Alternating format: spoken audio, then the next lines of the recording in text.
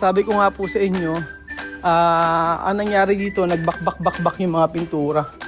Pero kailangan pa, ginawa ni Kuya ganito. Kailangan linisin yung mga kortina natin. Nagawa ng paraan. Kaya lang hindi na ko yung mga Saan? Mainit na tanghali po sa inyong lahat mga amigo. Alas 4 na po ng hapon at nandito po tayo sa ating pinapagawang bahay. Yes po mga amigo, for today's video dahil 3 araw sunod-sunod walang nag-check-in dito. Lunes, Martes, Miyerkules, wala. So ito yung pagkakataon para po maiayos natin ang dapat ayusin dito sa may Casa Guiniana Private Resort. O ayan, nabasag o. Ano gagawin? So ito po mga amigo ang sasabi ko po sa inyo. Ilang araw talaga dire-diretso yung pag-check-in dito. Pero kailangan talagang ng maintenance.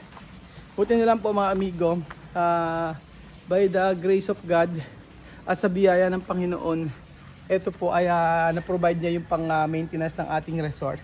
So papakita ko po sa inyo mga amigo yung mga nangyari dito. So tulad po niyan mga kababayan ko, ayan, pinarepaint ko po lahat yan. Ayan. What? Ang okay. What? Nasira ang Casa Guiniana. Ano nangyari? Okay. Opo mga amigo. Ayan, oh, kita niyo po. Oh, ayan, yung i-repaint natin. Almost 1 year naman na yata. Okay naman na yan. So, ayan. Para mas maganda yung inyong pag-i-stay dito, syempre dapat ayusin ang dapat ayusin. So, ayan, pinapaayos natin yan. At sabi ko, pinturahan ngayon. So, ilang araw na rin pala. Pa 3 days na. O, 3 days na mula nung walang nag-check-in dito. Ay, pinapaayos natin itong resort natin. So, ito po, pinarepaint ko siya. Ayan po mga amigo. Ayan, nagbago na ang kulay niya. Dati ganyan. Ngayon, ganito na siya. Pinaayos ko. Pinaayos ko at ay, ang ganda ng kalatuchi. Oh, iba-ibang klaseng kalatuchi. Pakita ko sa inyo. Oh. Ganda. Oh. Ganda no? Oh. Sabi ko nga sa inyo pagpunta ka rito, pa-picture pang Instagram. Ayan po. So ang title ng vlog na ito ay ano nangyari sa resort? Bakit nasira? Sablay. Tapos ito pa, ang ganda oh. Tsaka, di ba ang klaseng kalatuchi, isa kulay white, tapos ito naman ngayon oh. O di ba? Ganda. So, eto mga amigo, ang ginawa ngayong araw. Sabi ko nga po sa inyo, ang nangyari dito, nagbakbak yung mga pintura. Pero kailangan pa rin. Kuya, yung ano,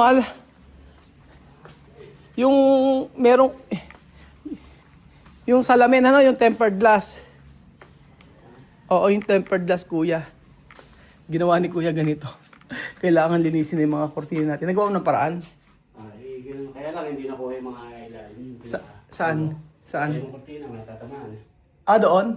Pinaka yung gilid na. Okay lang yan. Okay na. Importante na repeat. Pero pakilinis mabuti, no? Linisin nyo mabuti.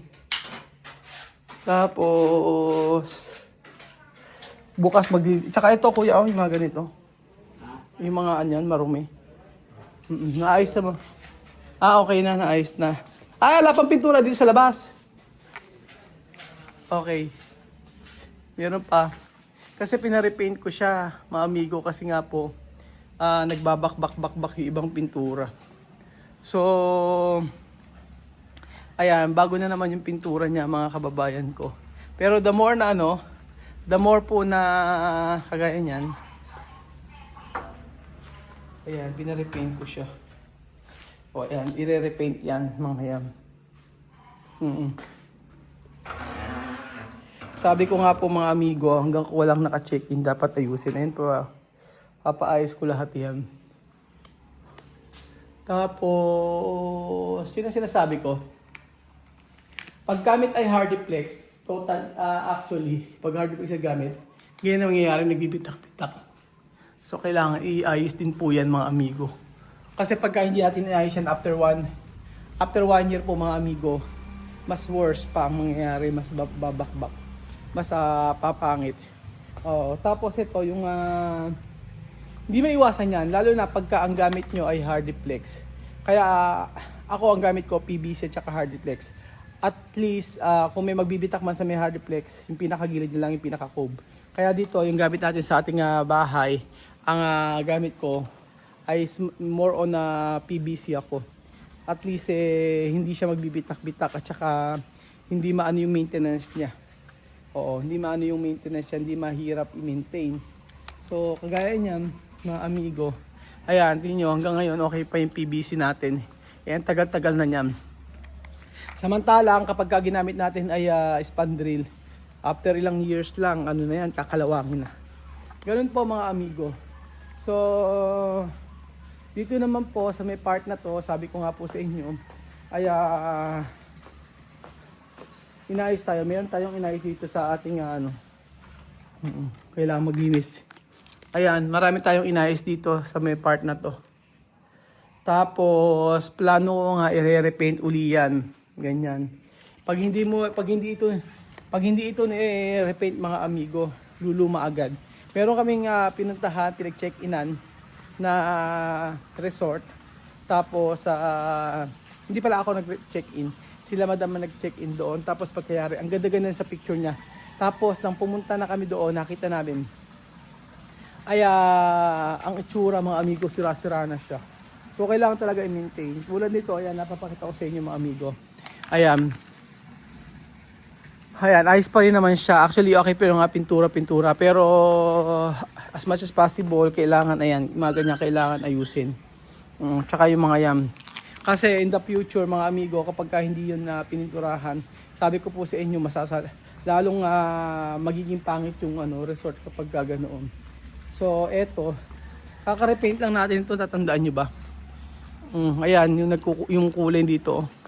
Kaya sabi ko, ipapa-repaint ko lang ito. Ilang baldi lang naman itong ilang baldi lang naman na ito na pintura. O sabihin mo na 2 balde or 2 balde dito. So, next week na lang uli. Kasi, last day ngayon, bukas po ay preparation kasi may magche-check-in po. Kaya, hindi po pwede na pwede pa sa maghapon pala kasi prepare sa hapon. Okay. Sabihin ko kay kuya, pwede pa siya dito gumawa bukas. Kasi pwede naman kami mag-prepare sa hapon, maglinis. Para at least pag nag-check-in sa kinabukasan, okay na. So ayan mga amigo, maganda pa rin naman. Ayan. Maganda pa rin naman yung ating resort. Kaya lang talaga, natuwa ako nung tinaysan natin ito. Although medyo mahal yung tiles na ginamit natin sa lahat na yan, kaya lang lifetime siya. Kaya lang minsan may nagche-check-in dito, binabawal ako ni Lenlen, sabi niyo, pakisabi sa nagche-check-in na wag ilalagay yung sasakyan dito. Minsan 2 sasakyan nilalagay nila dito, ay hindi naman to garahe. Meron namang ang haba-haba ng garahe yan, meron pa doon. Meron namang parking kasi dito sa labas. Ikot yan, meron naman. So minsan ganito, may nagpa-park dito, nakita namin sa CCTV. Ganyan po. Tapos syempre minimaintain naman natin 'to. Kahit sa mga halaman. Sabi nga nagpunta dito sa atin, yung mga halaman natin mga imported. Mga imported diyan, yung mga ganyang halaman. So para pag nag-picture kayo dito, maganda po ang kuha ninyo. Tapos po eto pa, marami kaming inaayos dito Marami kaming kagaya niyan. Kailangan ko na naman i-repaint yan. So, ang gagawin ko, pagka meron kunyari 4 na araw na walang magche-check-in, kasi ngayong June po mga amigo, ay marami pa yung naka-schedule natin. So, kagaya nito, sa isang araw, 3 araw yun, sunod-sunod merong naka-check-in. Tapos, susunod nun, wala na naman. 4 na araw na bakante, susunod meron na naman. So, usually, pag Lunes, Martes, Merkules, wala. Ganun po. Tapos, ayan po mga amigo. Maraming dapat ayusin dito.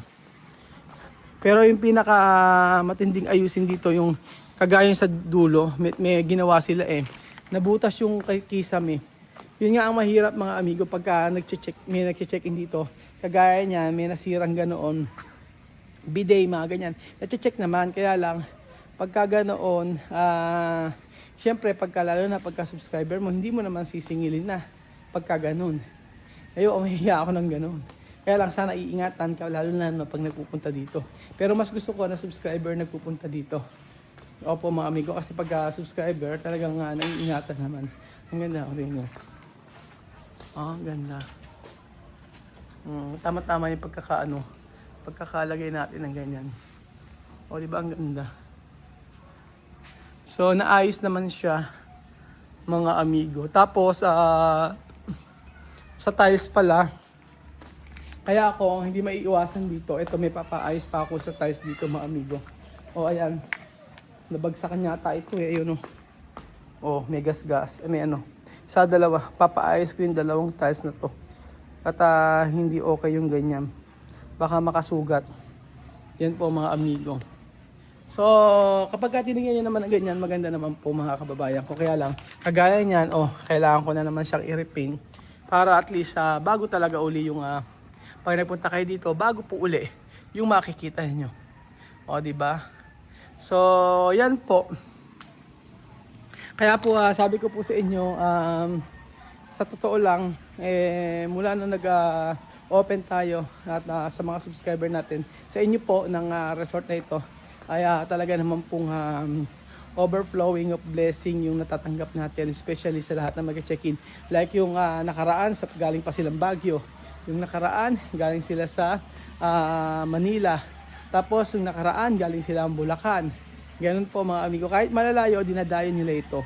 So ang puhunan ko lamang po dito ay ang aking buwang kwento-kwentuhan. So ayun po mga kababayan ko, kagaya niya sa Ate Janet. Lagi ko sinasabi kay Ate Janet, pagka nandito, ang lilinisin, ito yung mga ganito, yung mga bakal-bakal. So yun po mga kababayan ko. And then ito, plano ko po dito mga amigo na lagyan po ito ng tiles para mas maganda. Para po hindi siya dumihin masyado. Ganun po mga amigo. Diba ang gaganda ng mga isda? Kaya lang madumi na naman siya. Ilang days pa lang yan. So, alam niyo po ba yung isda na to? Pagka yung isda na to kapag yung isda na to namatay, maiiyak ako. Oo, ganun pala yung feeling na inaalagaan mo tapos pagkayari mawawala yung ganyan, tuntua ka. Yan. Tapos mawawala kasi may namatay na kami na isda na ganito.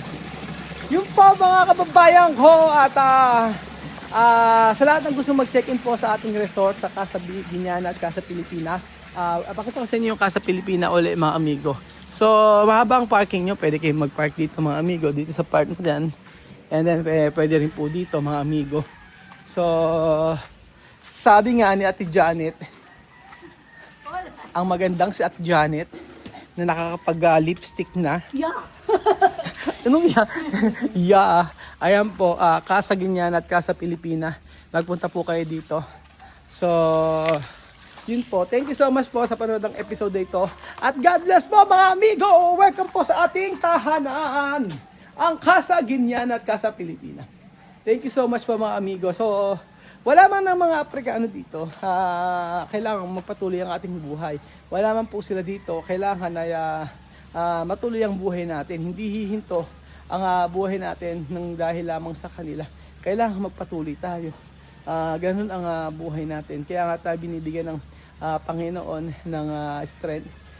Tumuhugot tayo ng lakas para sa Kanya dahil sa mga problema na ating nararanasan at sa mga sakit ng ulo, stress na naranasan natin. Pero dapat magpatuloy po tayo sa ating buhay. So, mag-check-in na po kayo sa Casa Guiñana at Casa Pilipina Private Resort. Thank you so much po. Aantayin ko po kayo mga amigo. Bye-bye!